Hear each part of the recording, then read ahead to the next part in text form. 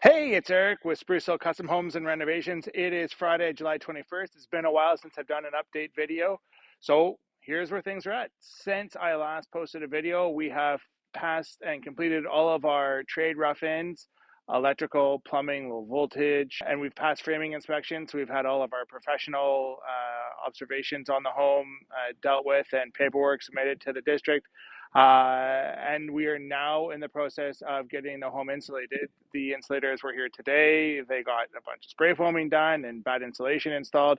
So we'll jump inside and have a look at that. Before we do that, I'm going to take you and show you the driveway and the backyard just so you can see how much work has been done in the last 3 weeks. So here's the backyard. All the subgrade prep is all complete. We are beyond happy with how things are looking. Where I'm standing right now will be a patio. Over here will be a raised sports court. And you can see that the retaining walls are now looking a lot less overwhelming, I guess is a good way to put it, now that we've got the grades in here. So instead of seeing 6 or 7 feet of concrete, we're only going to see 4 once we're finished here, and there'll be trees in front of there in the future. But that's what things are looking in the backyard right now.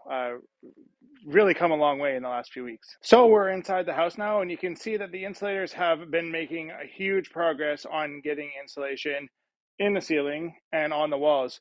The white insulation above us is half-pound open cell spray foam, and then where you see the blue, that is vapor barrier paint that has been applied to the insulation.